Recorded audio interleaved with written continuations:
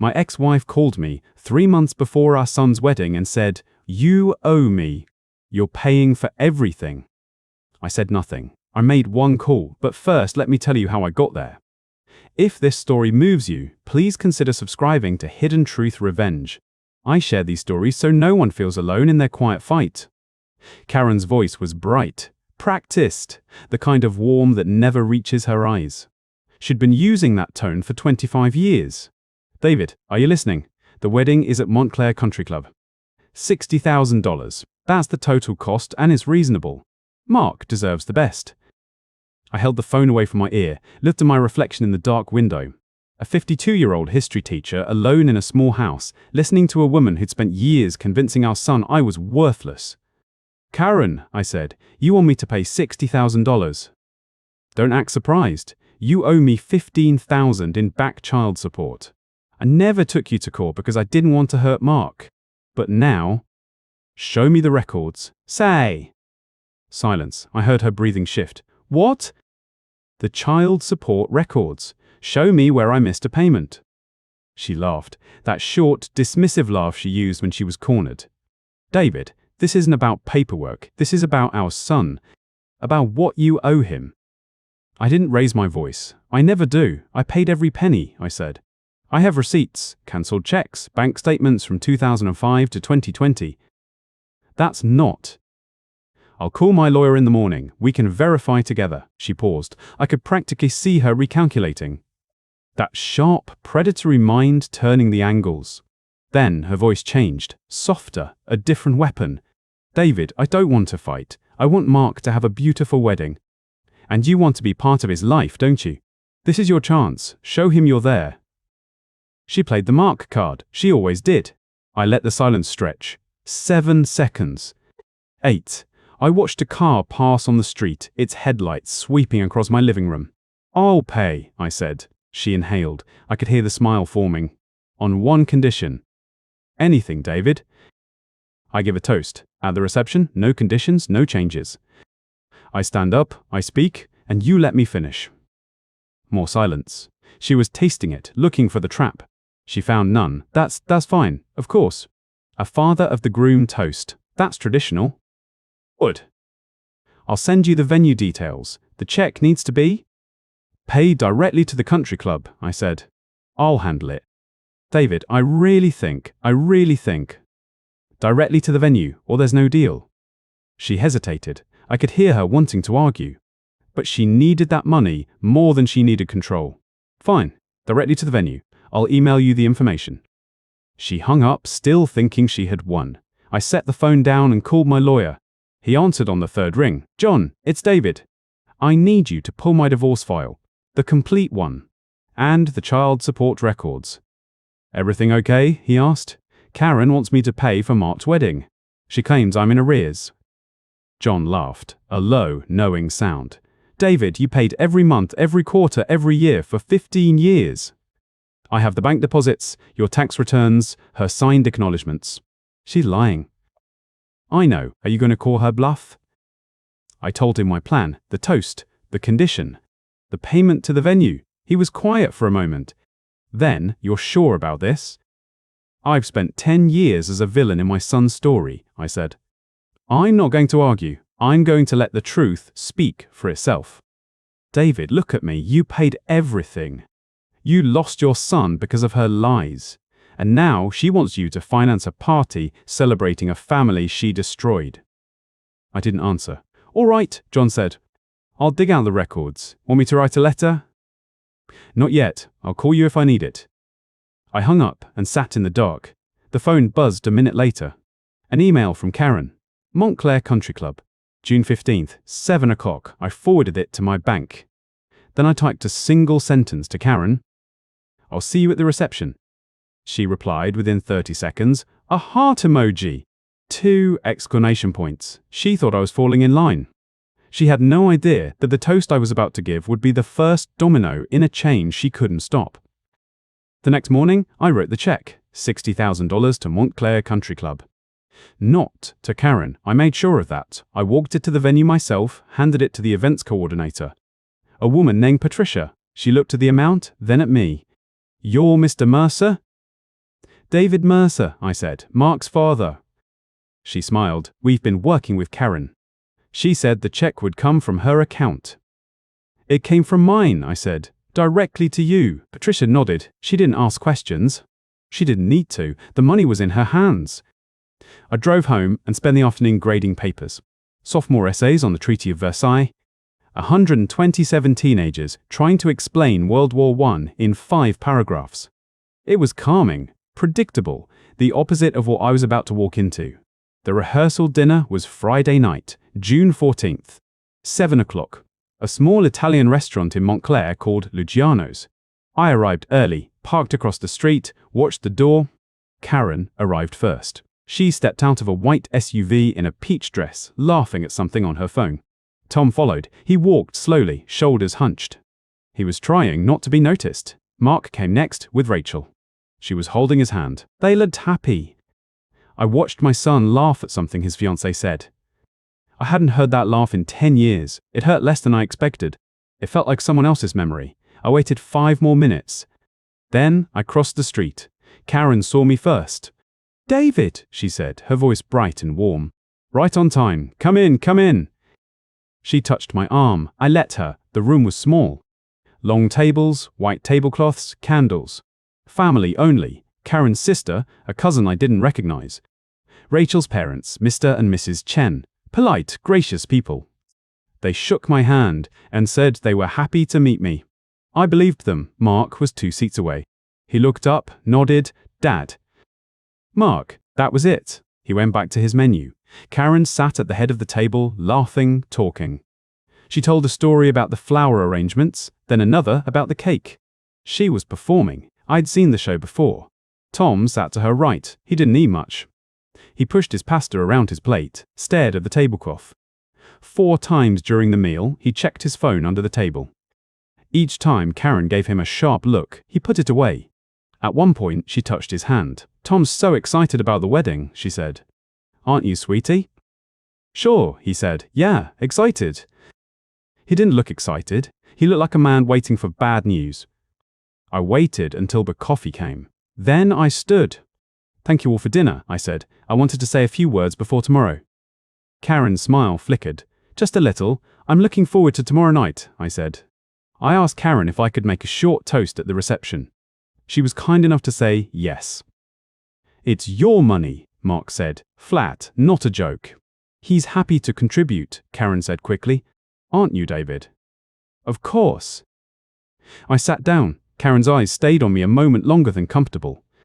Then she laughed and waved her hand. He's practically a poet. Remember your vows, David? Very sweet. I remembered her vows. I remembered what she was doing during our 5th anniversary. I said nothing. After dinner, I walked toward my car. Elena was waiting near the door. She'd been inside for the last hour, but she wasn't part of the rehearsal dinner. She wasn't family. She was just my friend. You made it, I said. She handed me a manila envelope. I wasn't sure you'd go through with it. I always go through with it. Put examples. Elena nodded. That's the divorce file, the original. I've had it since you moved out. I figured you'd want it. I took the envelope. It was thick, heavy with paper and 10 years of lies. Be careful with that, she said. It's the only copy. In the envelope was everything. Bank statements, cancelled checks, court transcripts, and the emails between Karen and her lover. The ones I'd never shown Mark, because I thought it would hurt him more than help him. The ones I'd shoved into a box and given to Elena and never opened again. You're doing the right thing, David. I'm doing the next thing, I said. Whether it's right or not, we'll find out tomorrow. I tucked the envelope into my jacket pocket. I didn't think I'd need it, but I've learned to be prepared. I stood at the edge of the reception hall. The Montclair Country Club had transformed the room into something elegant. White tablecloths, candle centerpieces, a string quartet playing something soft and forgettable. I was wearing a rented suit, dark blue. Elena had helped me pick it out. You look like a man who belongs there, she'd said. She was wrong. I looked like a man who was pretending to belong there. But I was there. Karen sat at the head table next to Tom. She wore a silver dress. Her smile was wide and practiced. She kept glancing at me, checking, making sure I wasn't going to cause trouble. Mark was across from her, handsome in his tuxedo. His new wife Rachel beside him, radiant in white. They looked happy, genuinely happy. That was the only part of this that mattered. The dinner was served. Chicken or fish? I ate the chicken. I didn't taste it. I was watching the clock. 7,008 in the evening, 2 minutes before the toast. Karen had planned the schedule herself. The DJ would introduce each speaker after dinner. First, the best man, then the father of the bride. Then me. She put me last, hoping everyone would be bored and distracted by then. At 8,000, the best man stood. He told a story about Mark in college. Something about a stolen traffic cone. People laughed. I smiled appropriately. The father of the bride spoke next. Mr. Chen. He talked about Rachel as a little girl. How she'd always dreamed of a big wedding. He thanked everyone for coming. A sweet man. He had no idea what was about to happen. Then the DJ said my name. I stood up, adjusted my jacket, walked to the microphone. Karen's eyes locked onto me. Her smile was frozen. She was holding her breath. I leaned into the microphone. Good evening, I said. If anyone doesn't know me, I'm David, Mark's father, the one who paid for the chicken. A few people chuckled. The tension in Karen's shoulders eased slightly. I looked at Mark. He was watching me with that guarded expression. The same one he'd worn for 10 years. I'm not going to give a long speech, I said. Long speeches are for people who have something to prove. I just want to say one thing. I paused. Let the silence settle. I'm grateful I could give you the wedding your mother and I never had the chance to celebrate properly. The room was quiet. A few people nodded. They thought I was being sentimental, a divorced father being gracious. That was the surface, but Mark's face changed. His fork stopped halfway to his mouth. His eyes narrowed. He tilted his head just slightly. The word had landed. Properly, he mouthed it. Once, I saw his lips form the shape. Karen was clapping, a slow, deliberate clap. Her smile was too wide. Thank you, David, she said. That was lovely. She was already turning to the table, changing the subject, touching her head and saying something about her hair. Mark set down his fork. He looked at me, then at his mother, then back at me. I sat down. The DJ announced dance music. The band started playing. Couples moved to the floor. I watched Mark. He sat at the table for 2 more minutes. He looked at the ice in his glass. He typed something on his phone. Then he pushed back his chair and stood up. He walked past the dance floor, past the bar, past the doors to the lobby. I watched him go. I knew where he was heading. I sat at the table for a long time after Mark left. The band played something upbeat. Rachel was dancing with her father. Karen was talking to Tom, her hand on his arm, laughing too loud. No one else had noticed Mark leave. I knew where he was going. The house was only 15 minutes from the country club. He still lived there, in his childhood bedroom. Karen had never made him leave. It kept him close, kept him under her control. I checked my watch. 7:43 p.m. 17 minutes since I'd said the word properly. I ordered another glass of water. I waited. Mark drove. He told me later that he didn't remember the drive at all. Just the headlights on the road and the word repeating in his head. Properly. He knew his mother. He knew how she told stories. And the way she'd clapped after my toast, the way she'd jumped in to change the subject, he'd never seen her nervous before. The house was dark when he pulled into the driveway. Cool. Tom's truck was gone. He'd taken a separate car to the reception. Karen's home office was in the back of the house, a small room with a desk and a filing cabinet she'd painted white. Mark told me he went straight there. He didn't turn on the overhead light. Just the desk lamp. The filing cabinet was locked. But the key was in the top drawer of her desk, under a stack of real estate flyers. He'd known it would be there. He'd watched her open that drawer 1,000 times. The bottom drawer was labeled Tax Returns 2010-2019. But when he pulled it open, the first thing he saw was a manila folder with my name on it. David Mercer, divorce. Mark sat down. He opened the folder. He told me later that his hands were shaking.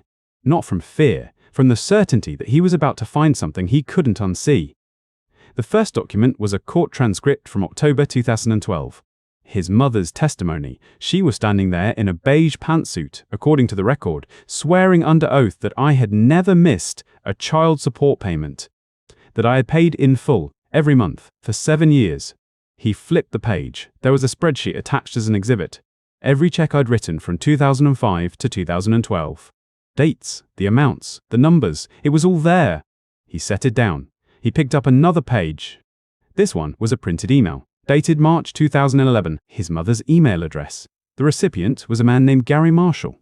The subject line was blank. The first line read, "I can't stop thinking about last night. The hotel on Route 46. The room with the blue curtains. I know it's wrong, but I don't care anymore." Mark read it once. Then he read it again. There were 7 more emails in the folder. An entire chain spanning 9 months. His mother and a married man from her real estate office. They'd met at a Hampton Inn in Clifton. They talked about leaving their spouses. They talked about moving to Florida together. And then there was a letter from a law firm, dated January 2013, stating that my attorney had provided evidence of the affair and that the divorce would proceed on grounds of infidelity. Karen Mercer was the respondent. I was the petitioner. Mark told me he sat in that chair for 15 minutes. He didn't move, he just stared at the papers. Then he heard a car pull into the driveway. He didn't have time to hide the folder, he didn't even try. He walked to the front door and opened it. Karen was standing on the porch in her silver dress, a cell phone pressed to her ear. "Mark, what are you doing here?" she said. She lowered the phone. "Is everything okay?" He held up the folder. "What's this?" he said. Her face didn't change, not immediately. She looked at the folder, then at his eyes, then back at the folder. And in that split second, I've been told, something in her shifted. Not surprise, not guilt, calculation. "That's old paperwork, sweetie," she said. "It's not what you think. It's your emails." She laughed, a bright, breezy laugh, like he'd told a joke. "Your father copied that. He doctored those documents. He was always good with computers, you know that." "He's a history teacher, Mum. He knows people," she said. "He paid someone to fake those." Mark looked at the paper in his hand, the printed email, the date, the words. He looked at his mother, standing there in her expensive dress, smiling at him with a smile that didn't touch her eyes.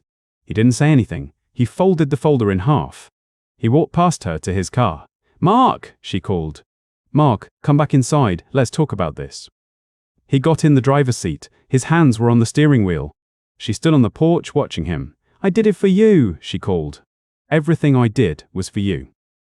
He said later that those were the words that made him certain. Not the emails, not the court transcript. Those 4 words. He started the engine. He drove back to the country club. When he walked into the reception, it was 8:12 p.m. The band was playing a slow song. Rachel was talking to her friends. Karen wasn't at the head table. He walked straight to where I was sitting. The fountain, the small table by the window. I was still drinking my water. He sat down across from me. He put the folder on the table. "Dad," he said. He didn't say anything else. I looked at the folder. I looked at him. The room was full of people laughing and dancing and drinking champagne. No one was looking at us. I said, "I know." He opened his mouth, closed it. He was holding the edge of the table so hard his knuckles were white. "I need to know one thing," he said. I waited. "Did you really pay every payment?" I said, "Every single one." He nodded. He put the folder back in his jacket pocket. He looked at me, and for the first time in 10 years, I saw my son's face without the wall.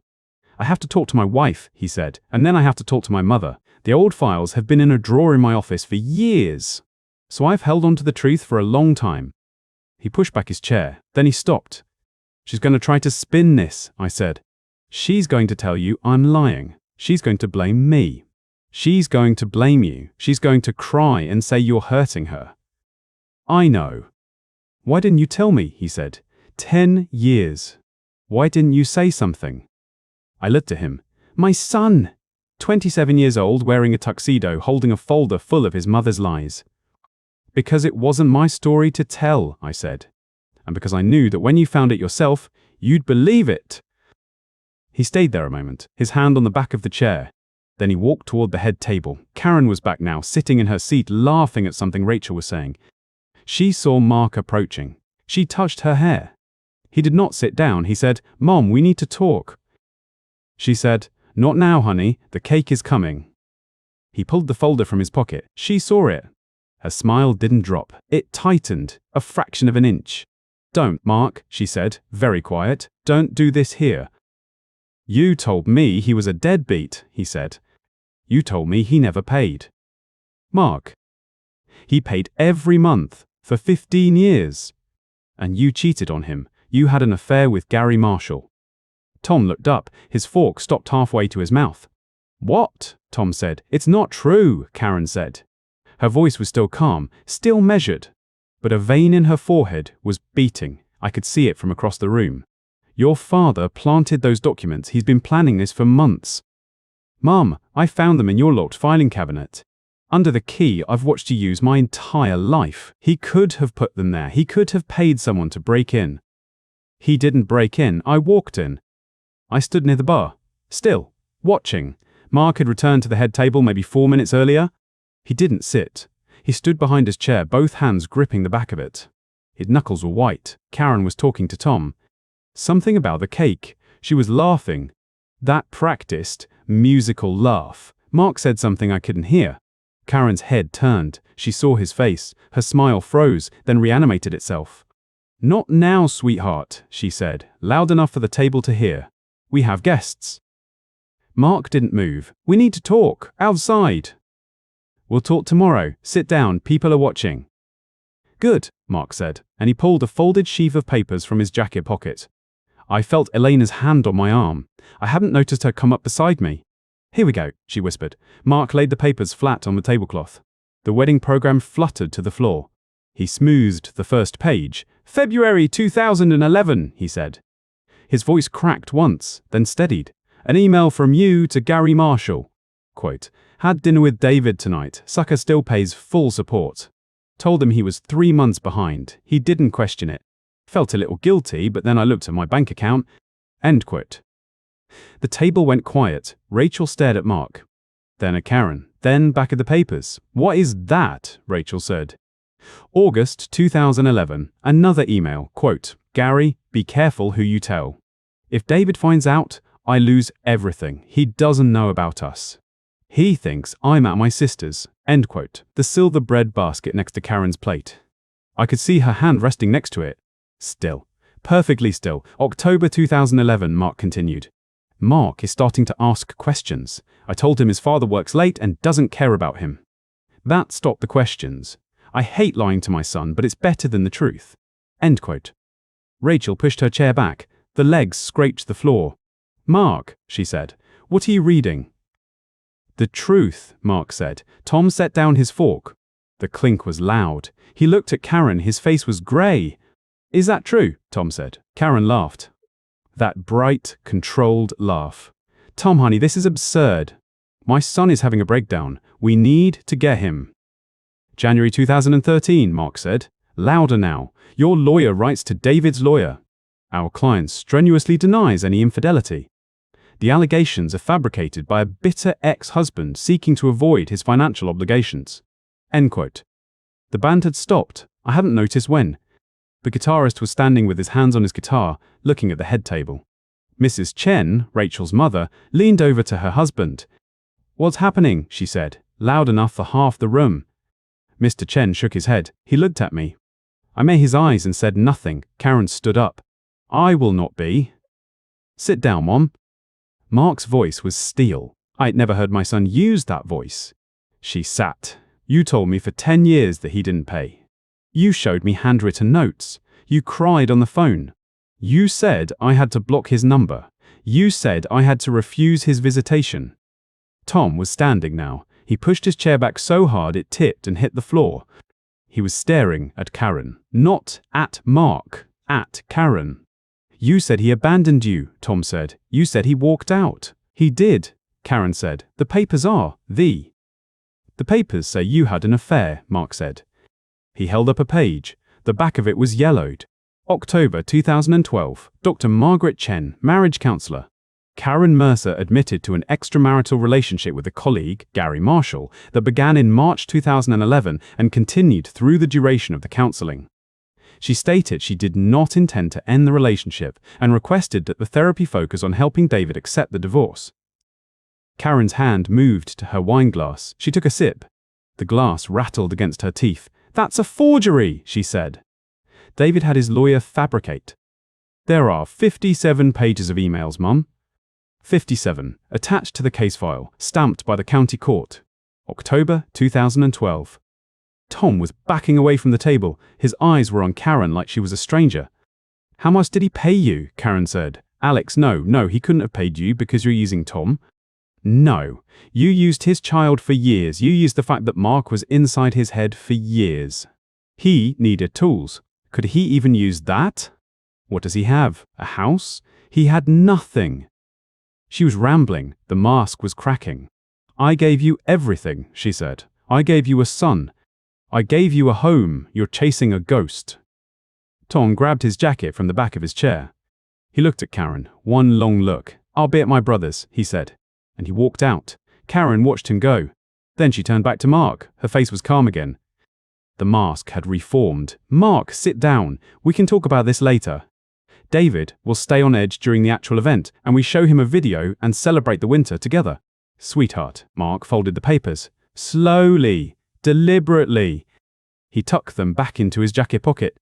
Mom, he said, I want you to leave, now. That's my C, honey. I want you to think about what you said. No. He looked at Rachel. She was pale, but she nodded once. Mom, leave. Karen looked around the room, couples pretending not to stare. The guitarist frozen, Mrs. Chen with her hand over her mouth. Mr. Chen on his phone. She smiled, that brilliant smile. I love you, sweetheart, she said. Then she walked toward the exit, her heels clicking on the hardwood floor. 1 step, 2 steps.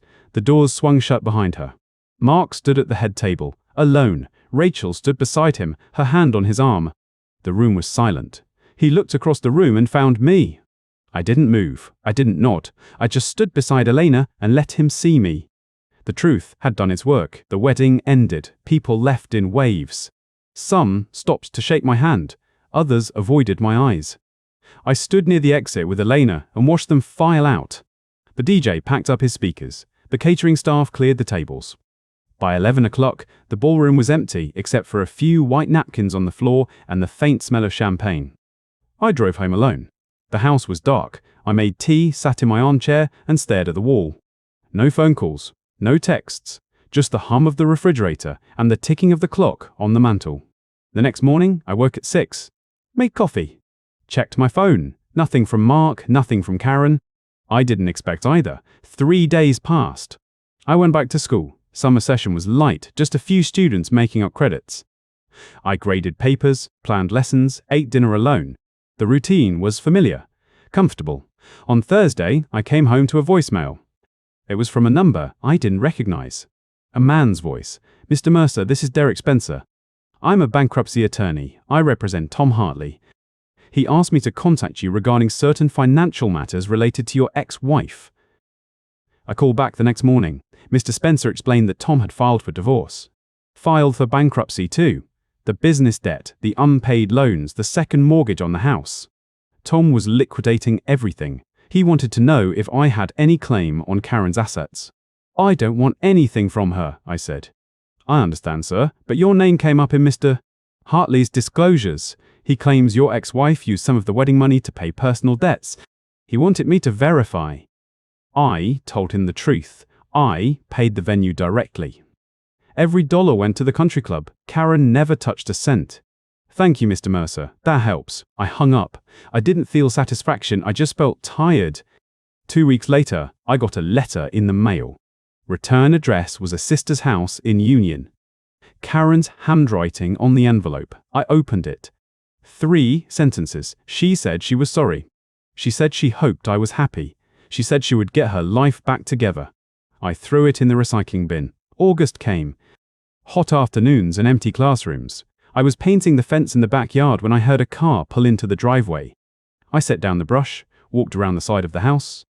Mark stood by his car. Rachel was in the passenger seat, looking through the windshield. He wore jeans and a plain t-shirt. He looked thinner than I remembered. Hey, he said, hey. He walked toward me, stopped about 10 feet away. Stuffed his hands in his pockets. I don't know how to start this, he said. I waited. I found out about the debts, Tom's, how she needed the money, how she lied about everything. He looked at the ground. I'm sorry. I'm sorry for all of it, for not answering your calls, for believing her, for every birthday and Christmas you spent alone. I didn't say anything. I let him talk. She moved to Florida. She's living with Aunt Diane. Tom took the house. The bank is foreclosing anyway. He paused. I don't want to lose you again. I looked at him, my son, 27 years old, standing in my driveway with his hands in his pockets, asking for something I had never stopped offering. I don't need an apology, Mark, I said. I just need you to know the truth, and you do now. He nodded, blinked a few times. I'd like to see you, he said. Regularly, if you want. I want that, I said, but I won't force it. You come when you're ready. You call when you want to. I'll be here. That's all I can offer. He stepped forward, held out his hand. I took it. The grip was firm, solid. That's enough, he said. He walked back to the car. Rachel rolled down the window and smiled at me. A real smile. I raised my hand and waved. They pulled away. The car disappeared around the corner. I went back to the fence, picked up the brush, kept painting. Mark left my house that evening with a handshake. It wasn't a hug, but it was a start. That handshake in August was the start of something. I didn't rush it. Mark called every few days at first.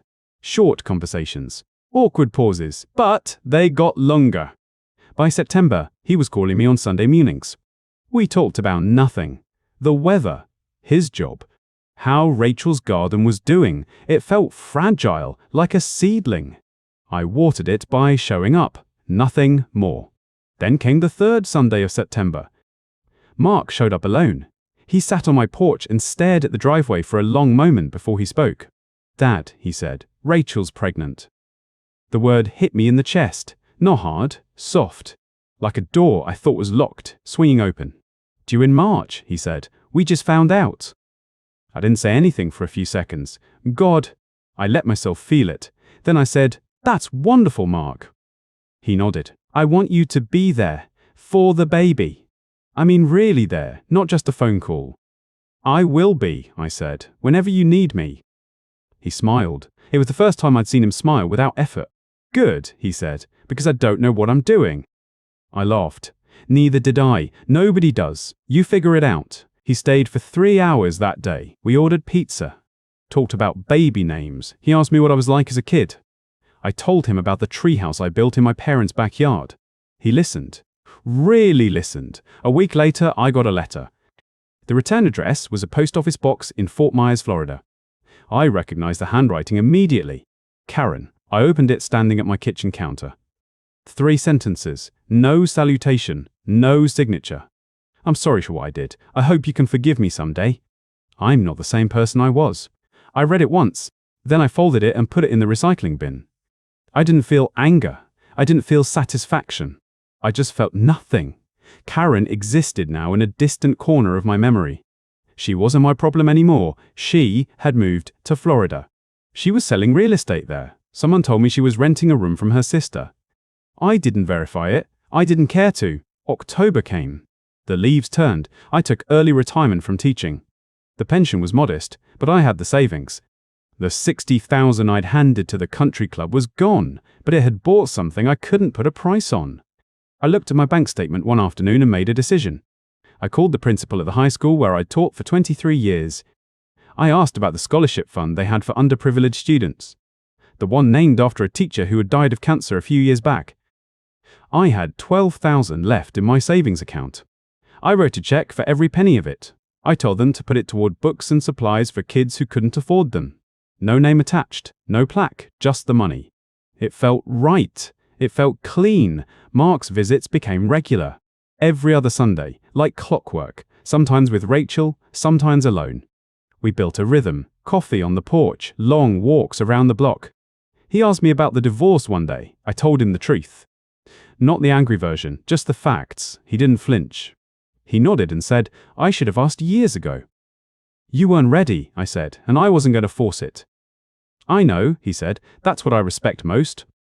We sat in silence for a while. The sun was setting.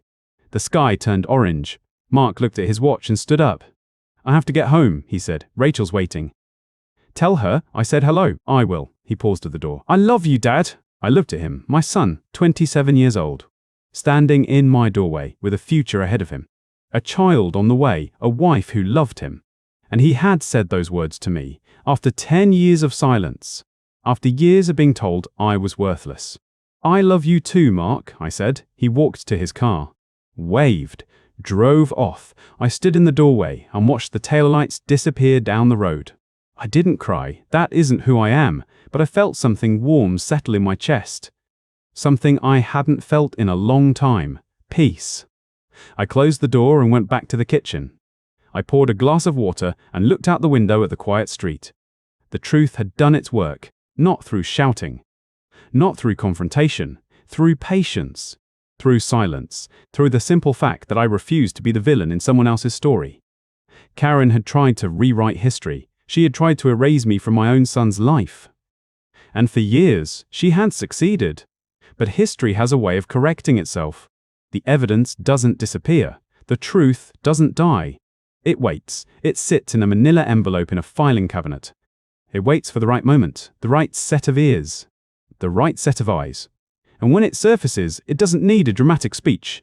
It doesn't need a raised voice. It just needs someone willing to read it. That was my revenge. Not destruction, not humiliation. Just the truth, delivered at the right moment, left to do its own work. I don't need an apology from Karen. I never did. I just needed my son to know the truth. And now he does. The rest is quiet, and that's exactly how I want it. If you made it this far, thank you. I don't say that lightly. Stories like this are hard to tell, but they need to be told. If you found this valuable, hit that like button and consider subscribing. There's more where this came from.